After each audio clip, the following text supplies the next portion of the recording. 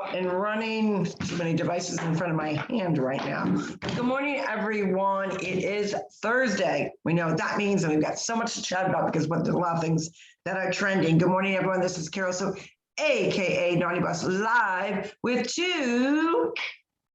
Hey, good morning, everyone. It's Janice, aka Wellness Diva 5.0. And by the way, that's JANIS. And I just wanted to say that because I've had to say that my whole life.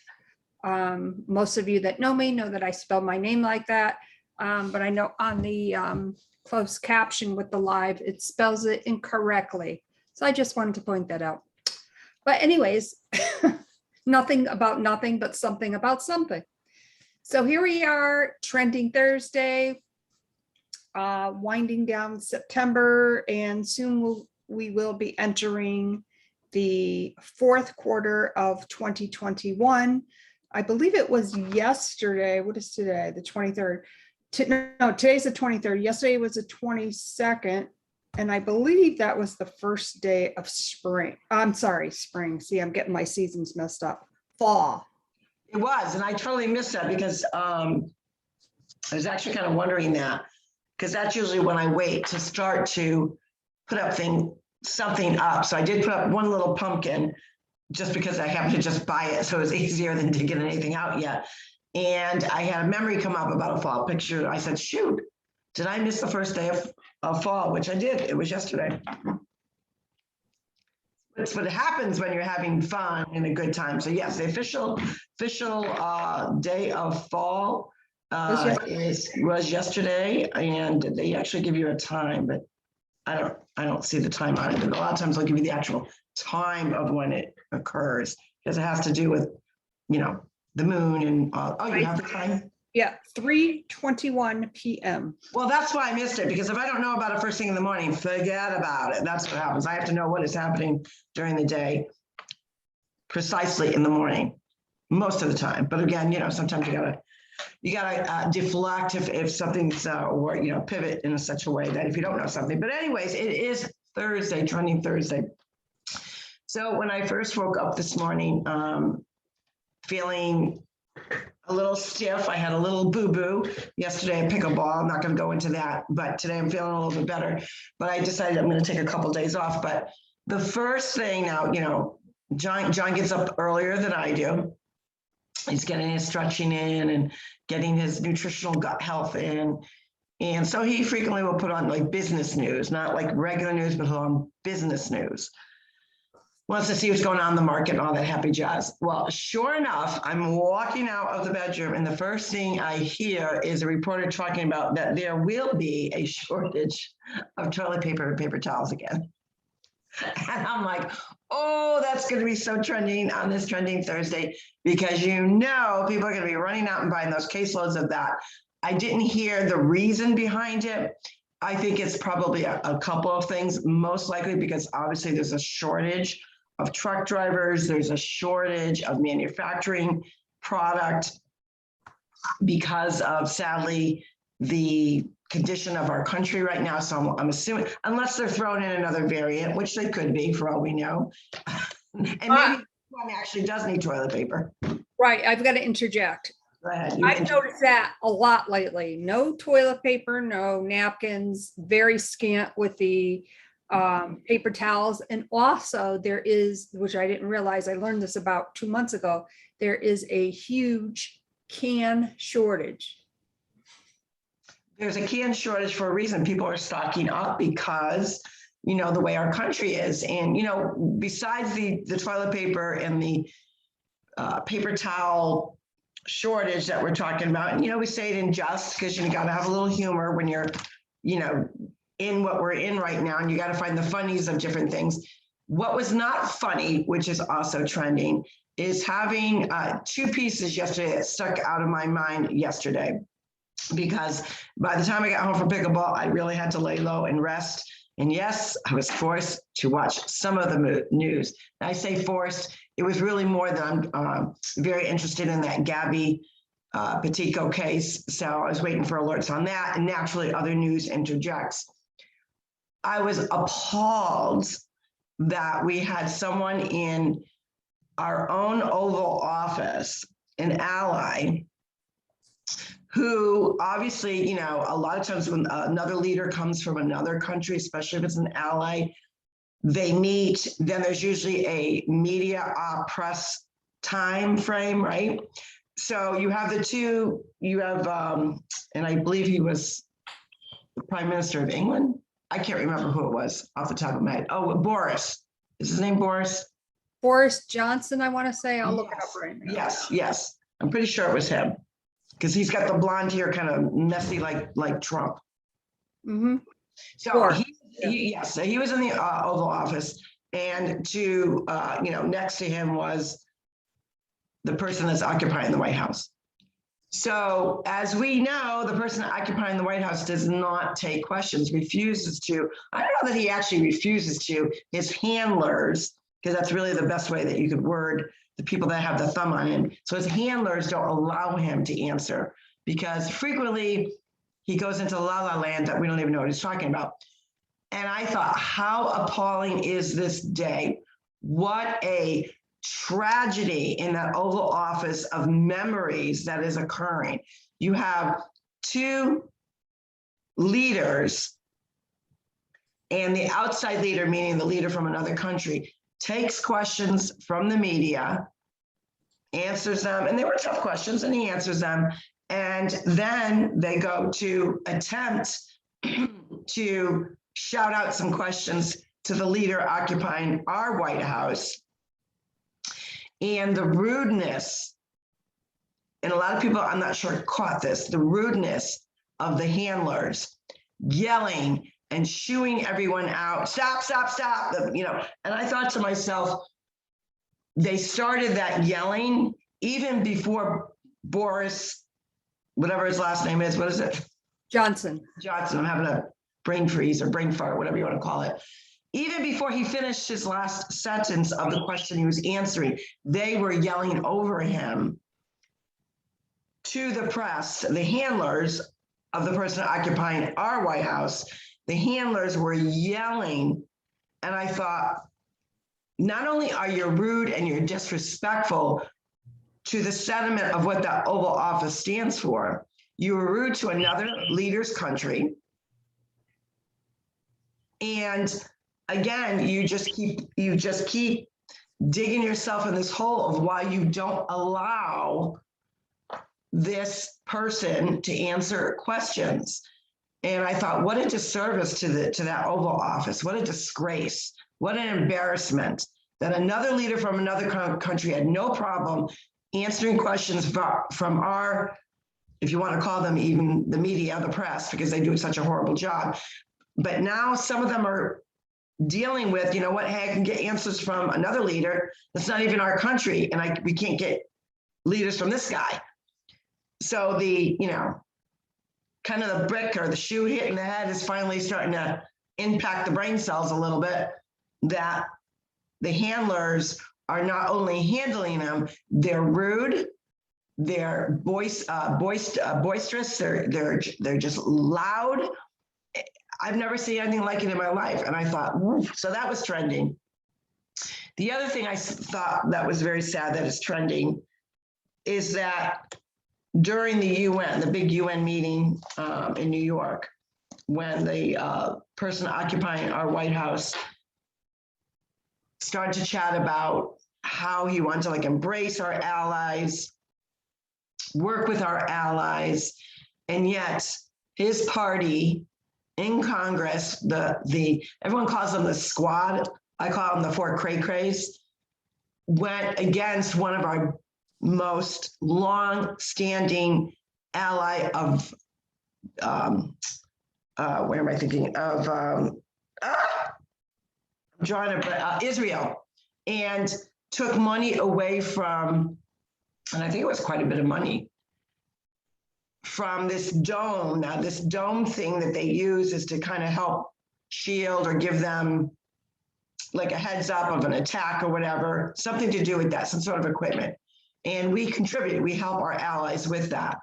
And the four squad, the four whack jobs, the four crays managed to get, it was over, I think it was 1.5 billion maybe, money taken away from that cause that they needed help with. And that is, a country that is one of our best allies. And they so appreciate everything that we do for them. And I thought, you've got, on the one hand, you got the person occupying the White House saying, oh, we want to embrace our allies and work with our allies. Well, backstabbing Israel, they're taking money away from them. So between paper towels, Israel, and the media disgrace, the press disgrace, and it really wasn't the press per se this time, so the press gets a little reprieve. It was the handlers of the Oval Office. Those are the things that are trending right now. Also, I just want to mention that the tick occupying 1600, there are so many words that I could use, but I would say the big word for that would be what transpired with Boris Johnson is menace. A complete menace. I saw that clip and I felt mortified that I was like, what just happened? Like, that was horrible. But you know what? And the sad thing is, they don't care. No, they don't. They don't care.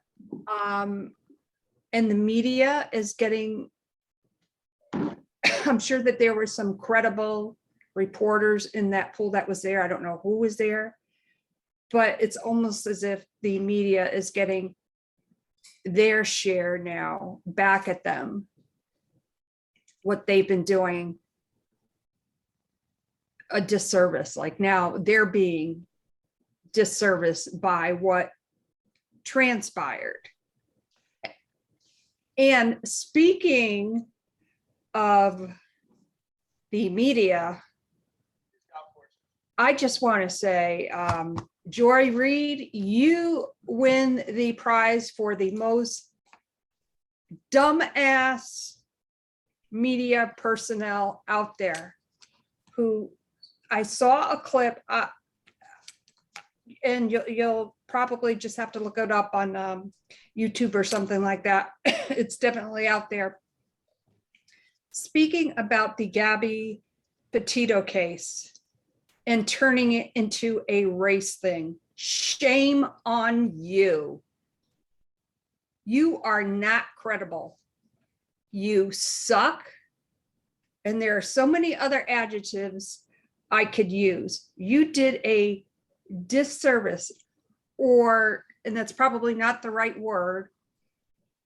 That poor family, her friends, and everybody involved with that case, and any parent that has ever been through something like that, you not only trash that, but you trash those who unfortunately have had to go through those types of things. Shame on you. And I wasted enough energy on you, Joy, so time to move on. I'll interject with that. I'm not surprised. I knew because of the climate of the country, that narrative was going to come up. She's the epitome of what they, use the word privilege, young, white, blonde, blue-eyed girl. So I'm not surprised that narrative came up because it intertwines in everything we do. But another interesting piece of what's trending. Now, most of us that have common sense already knew this news, but apparently some people really need to know. There has been a report out that states now that Biden's laptop and the material on it is officially credible. Now, to all the like the Humpty Dumpty on CNN, I love the fact that somebody calls him Humpty Dumpty because it kind of looks like Humpty Dumpty. And all the news splices of the reporters, if you want to call them that. I don't even call them that. They're just like reporters of trash magazines. And they were doing kind of like a rerun of all their one-liners. That this was, Russia interference. This was all about Russia. And then it was about Trump. And then, how do we know, that any of this is really true? And what I loved was one of the ways that they concluded because they did a lot of forensics. They obviously analyzed emails, IP addresses. was the fact that Hunter Biden was also emailing Switzerland to certain officials, and they have verified with Switzerland that these emails do, and they've got the reply and the correspondence that goes along with it.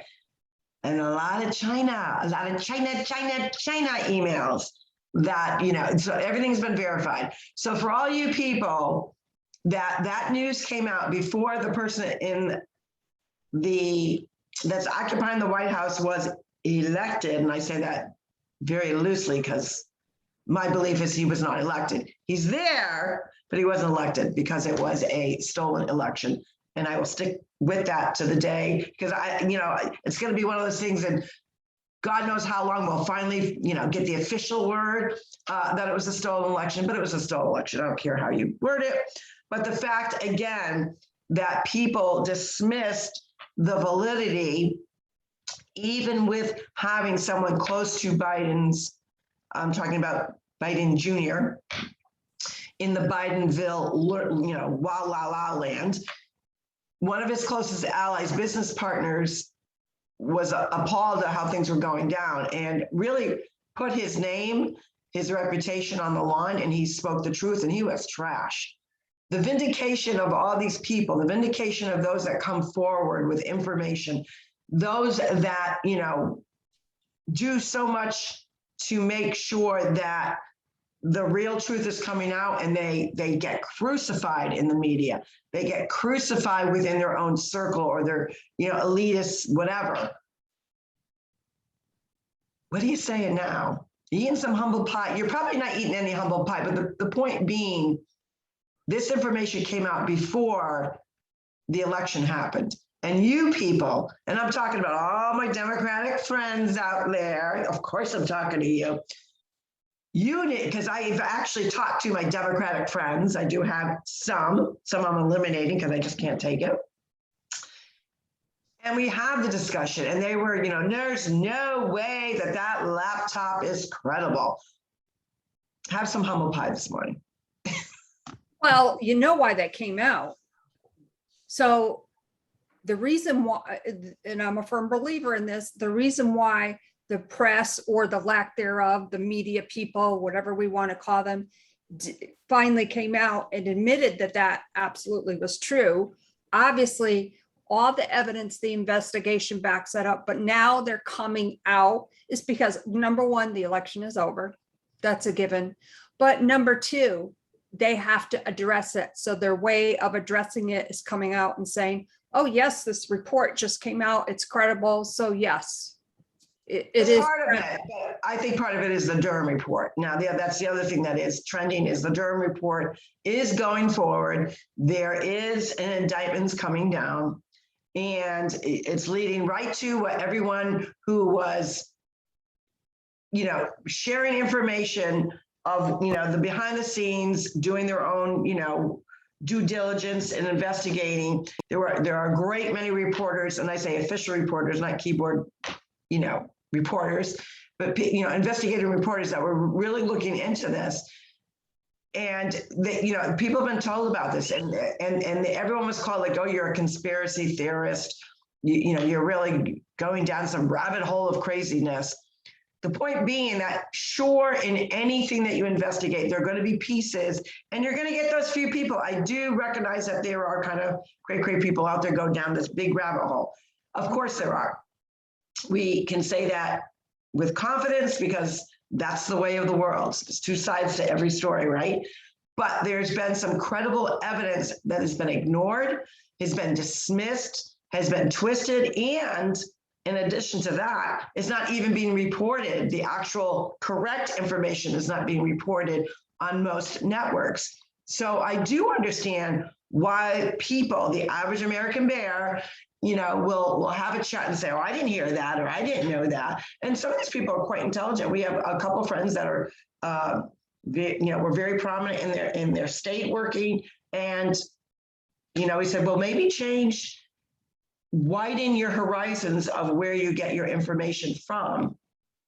Once you get that information, do your own digging, because there is credible links out there that will solidify what a lot of people have been chatting about, of what's been going on between the Clinton campaign, the Hunter Biden laptop. Regarding the person occupying the White House right now, his legacy of his how to destruct a country in 7 months or less, or, you know, if you want to word out how to destroy a country in 1 year or less, is being played out right before our own eyes. So those are things that people do see, because even the networks that don't report anything are forced to acknowledge some of it, and some of them are. In addition to that, when it's happening live and most of the networks are chatting about it and it's playing in real time, you can't avoid what is going on. And the one last point I want to bring out was a great question that I think it's Ducey, reporter Ducey for Fox News, had asked Raggedy Ann in the White House. Peppermint Patty. Yeah, well, I like to call her Raggedy Ann. I just want to pull her hair. I think that's what I think of Raggedy Ann, gives, you know, this yarn. I just want to like yank her head. But anywho, he asked a really great question about, now, anytime that there's a disaster, meaning like a storm, unforeseen event like 9/11, even the collapse of the 2 buildings outside of Miami, normally, or things that are going on in Mexico, wherever it may be, Bahamas, and, you know, surrounding areas, whatever, usually our person in charge will go a few days after to assess. And the reason why they go there to assess is to see things in real time of the devastation. And once he has kind of seen it with his own eyes, of course, he accepts reports and whatnot. But once they see it in their own eyes, it gives them a better, because there's something where you see it on video, but when you're actually in live time witnessing something, it does impact you a little bit more. So it's very common for any president to go after one of these events occur, to go assess. And this way they can go back and say, this is the money that they need, and blah, blah, blah, blah, blah.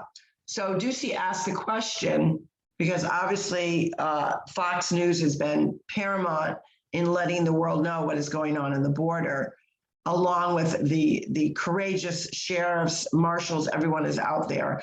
And what a tragedy that those that are on the horse, that they're saying that they were whipping Maxine. Yeah. Gave a disgusting account of what happened, which did not happen. You people are worse than pieces of dirt or crap on the bottom of my shoe, by the way. But he did ask, why haven't the president, that's how he's wording it, gone to the border to see with his own eyes what's going on? Because now all of a sudden they're you know, starting to get involved after, you know, 7 months of this garbage, right? And so he asked the question in such a way, like, you know, normally a president goes to see these things. And she goes, yeah, of course they do. She goes, but what's your question? Like, what's your point of this question? He says, well, my point is he hasn't gone to the border. That's my point. And she really couldn't, what's she going to say? She just, like, you know, adjusted her raggedy hair, and that was about that. Well, So, I'm sure the 2 words that prominently came up, root cause. yeah. Well, I'm going to circle back to that. I don't know. You know, I wish for one time she would just come out and say, you know, that's a great question. I don't know why he doesn't do anything. Well, it's Trending Thursday. Shake it up a little bit. Say right. something least expected and get some passion into you, and feel what is going on in our world, in our local communities, in the schools, which that's a whole. How would you like to be called? You people. Now, I know people are really big into the whole pronoun. What's your pronoun? Lordy. I don't even understand half of that crap, meaning the pronoun bullshit, but because that's what it is. And yes, I said bullshit. Bullshit. I wonder how many times that's going to come up across the screen. I'm looking at the, oh, they just bleeped it out. Yeah, of course they bleeped it out. They got nothing better to do. Bull is a word and shista is a word. How's that? Bullshista. Bullshista. They can't bleep that out. Bleeped it out. It's computer generated, so probably. But anywho, Shasta, it's coming across as Shasta. I'll go with Bull Shasta. I can deal with that. I can embrace that Bull Shasta. You know, the Bull Shasta that's going on. So anyways, you're at a school committee meeting, and these and this was taking place last night at Dudley Charleston Regional School District. And I was watching, because I couldn't get to the meeting, so I'm watching it. And, you know, obviously they have live mics. They share mics, but they've got live mics, right? So anywho, there's a section of the school committee which is called Citizens Forum. I have another name for it, but that's what they call it, Citizens Forum, where you're allowed 3 minutes, and they are only allowing you, the community, 30 minutes time frame, and you only can speak for 3 minutes. So this gentleman was doing, this dad was doing an awesome job in really talking about the state of Massachusetts stats, national stats, whatnot. I wish we had gotten to the local stats because they were crazy good stats, but they're not sharing that. But anywho, so the live marks on, so she's, you know, there's a little confusion because he's a little bit over 3 minutes, and one of the school committee members was doing her due diligence and said, look at, you know, end your 3 minutes, but take your computer, because he was reading off your computer, and he handed it to another parent, and that parent can come up for the 3 minutes. And that's what she was trying to let him know. And the chairperson basically, you know, scolded the other school committee member, and of course it's a live mic, let them figure it out for themselves. And then she referred to the audience, you people. You people. Well, that you people, Mrs. O'Coin on the Dudley Charleston Regional School District, those you people pay into the salary of that school. And those people, meaning you people, O'Coin, elected you in. And guess what? They can get you out. And that's my, there's going to be some recalls going on in that school district, because the people, excluding one, possibly two, but one who really does an awesome job in really putting value into what the parents are chatting about, and really shows sincerity to the plight, you know, the frustration of parents. She's a parent herself. And I give her a lot of credit because she's postured, and she's probably the only one that is really there for the right reasons. The rest are there for, they think they're there for the right reason, but you know, if something's questioned and it has to do with money, you always got to go back to follow the money. But I really thought the chairperson did a disservice in describing the public as you people, and let them figure it out for themselves. Like, you know, the parents, taxpayers, caregivers, grandparents, they're trying to work with this district. You know, they've been extending the olive branch way too many times, probably more than I even care to think about. And that's how they're described as you people. It was really disgraceful. So people in Dudley and Charlton, Massachusetts, get ready, go to these school committee meetings. It's one thing to watch them, but when you're there in person, it's a whole other ball game, and people are about change. And there's got to be some change within that school committee, because they're placating the public. They're up the wazoo of the superintendent, who that's a whole other story. So there's a lot of shista or shasta going on there. Well, I have to say about that board member is, you're a moron. You are putting, and these are the people that we have in charge right now. It's just mind-boggling. And I'm going to tell you real quick what the stats were, because it was interesting, because obviously the mask mandates are all over New England. And for the first 2 weeks, they actually counted, which does a disservice to the numbers, the cumulative numbers, because in most districts, they open up the school 2 or 3 days before the students come in, and they included those dates. So that would have meant it was only staff at that point, which drove up the numbers a little bit. And they don't differentiate between adult and student, which they should. So in the whole state of Massachusetts, the percentage of hospitalizations right now up to, I believe it was September 17th, and it might include this week, I'm not sure, but it was very close to where we are right now, is 0.8% from 0 to 17-year-olds. That means that less than a person is hospitalized right now with the virus, hospitalized. The other stats that were interesting were, I believe it was Dudley had 60 that were tested positive, and Charlton had 84 that tested positive. Again, does not differentiate which of these are students, which of these are not. And then the second week that they started to do the stats, the numbers were even lower. So there are not people, there's not a lot of evidence out there to support, the pushing of the vax mandate, which that's coming. So it's a good thing. It means the numbers are lower. That is a good thing. And I know in their warped sense, they're going to say it's because of the mask, but it's got nothing to do with the mask, because the kids are pulling the mask down. They can take them off to eat. They supposedly have breaks, which I guess they're not really following through with that. And as well as, they're outdoors, they're indoors.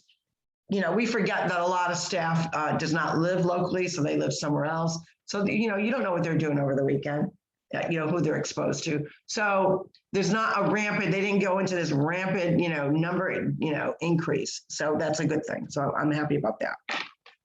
That's a good thing. And on this Trending Thursday, how are we going to be the trendsetter? Well, I'm always into the different type of fitness routines and what's the newest thing or gadget out there. And yes, my gym that I have in my head is going to cost me a fortune. But, that's for another time, another day, another place.